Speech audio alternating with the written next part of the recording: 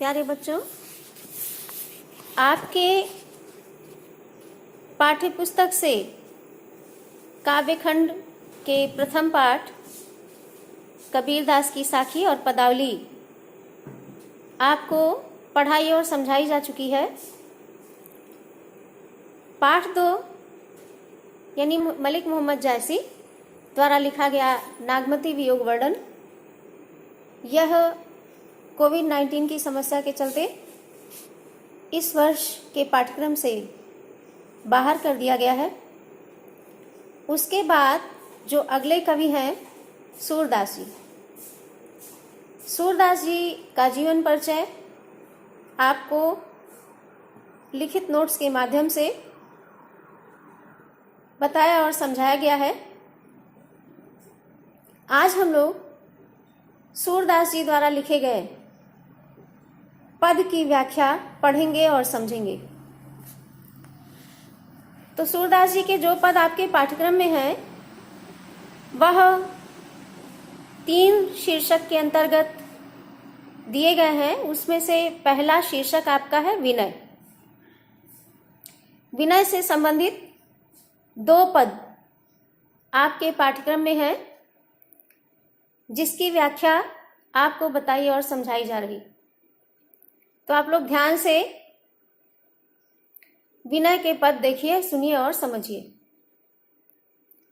पद की व्याख्या बताने से पूर्व सूरदास जी के संबंध में थोड़ी सी जानकारी प्राप्त कर ली जाए।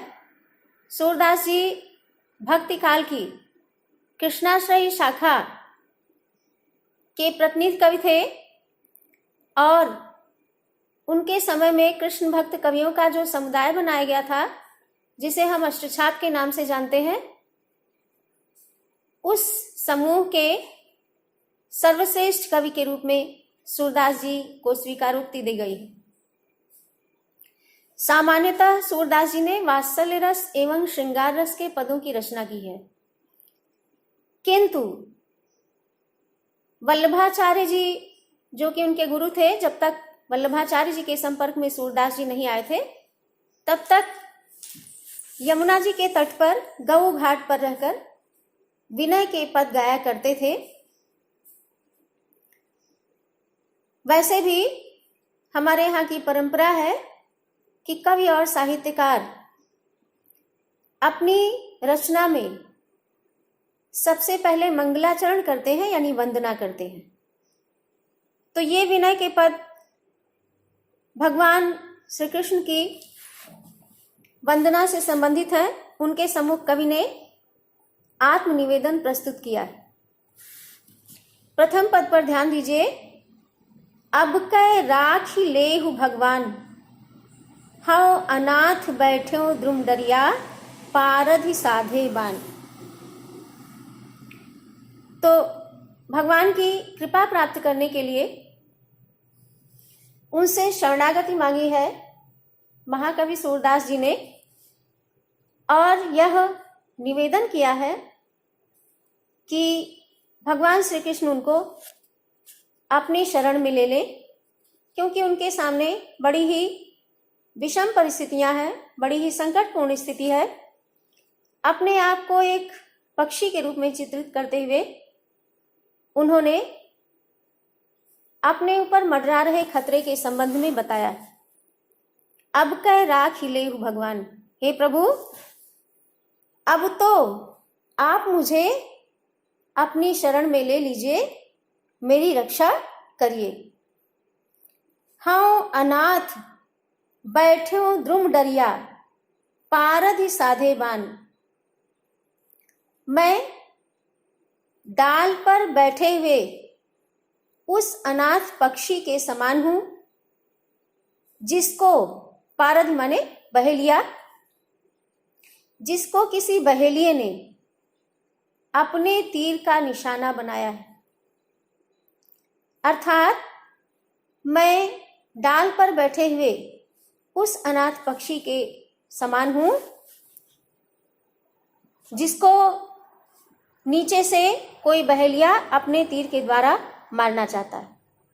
यह एक प्रतीकात्मक अर्थ भी है कि वास्तव में मैं अनाथ पक्षी, जीवात्मा रूपी पक्षी हूं, जो इस संसार रूपी वृक्ष की डाल पर बैठा हुआ हूं और मुझे मारने के लिए माया रूपी शिकारी ने अपने अविद्या रूपी बाण का संधान किया है।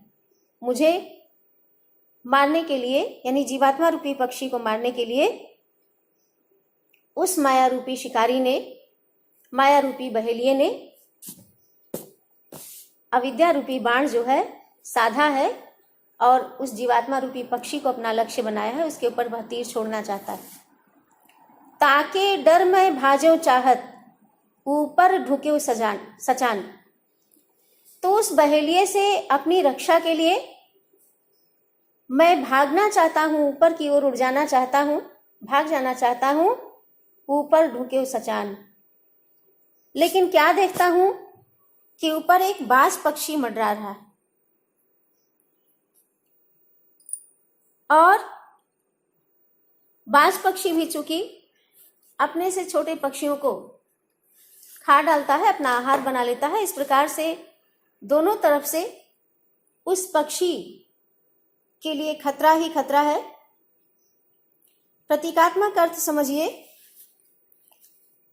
कि यहाँ उस अविद्या रूपी बाण से स्वयं को बचाने के लिए जब वह जीवात्मा रूपी पक्षी ऊपर की ओर भागना चाहता है तो अहंकार रूपी बाज उसको पकड़ने के लिए मंडरा रहा है।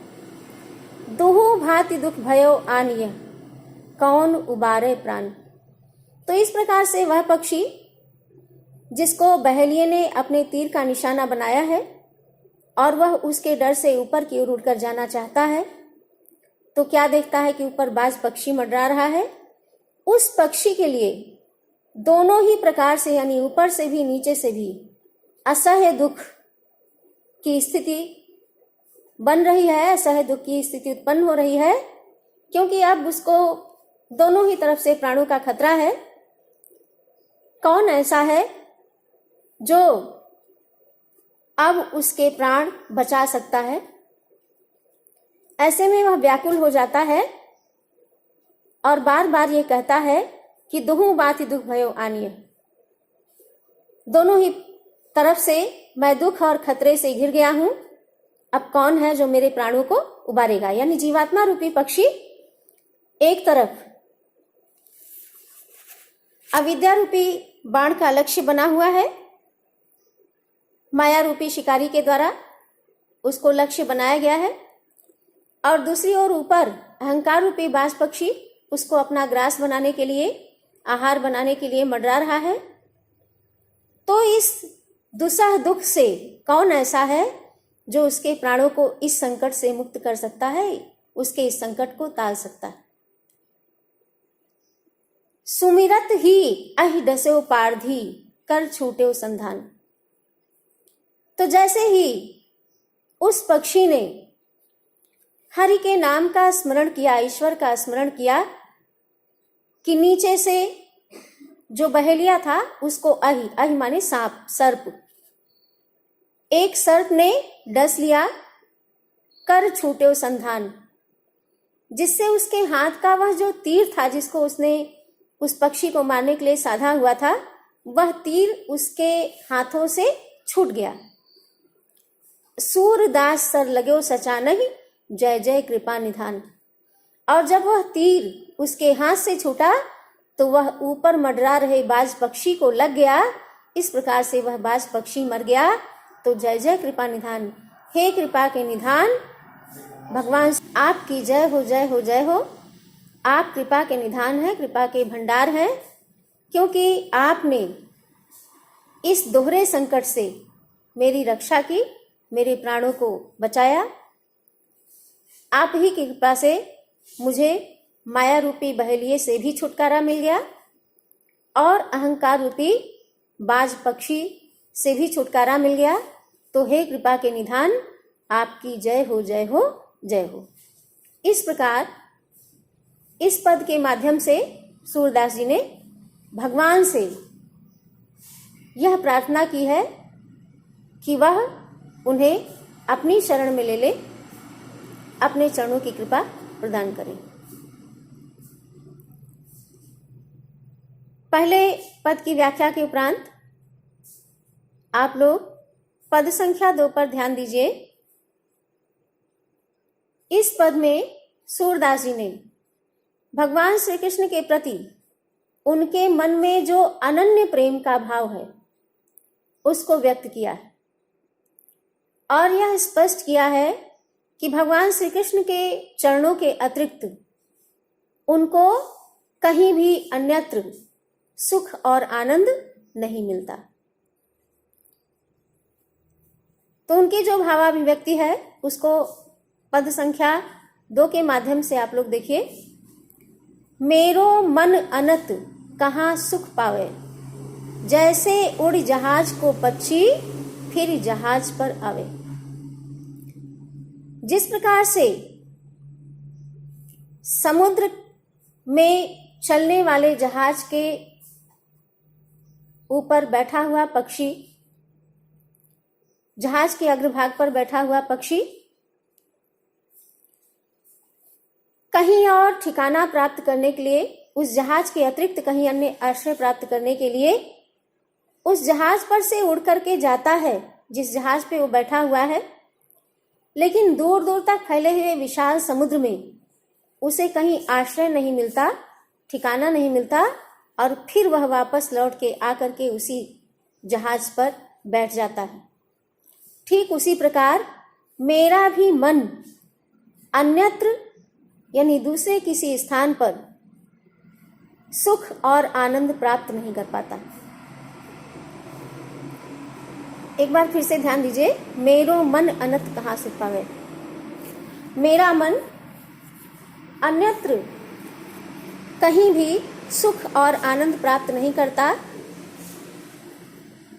ठीक उसी प्रकार जैसे जहाज की मुंडेर पर बैठा हुआ पक्षी, जहाज के अग्रभाग पर बैठा हुआ पक्षी समुद्र में उड़कर दूर दूर तक जाता है, लेकिन उस विशाल समुद्र में उस जहाज के अतिरिक्त उसे कहीं अन्य आनंद नहीं प्राप्त होता, आश्रय नहीं मिलता और फिर वह वापस लौट के आकर के उसी जहाज पर बैठ जाता है।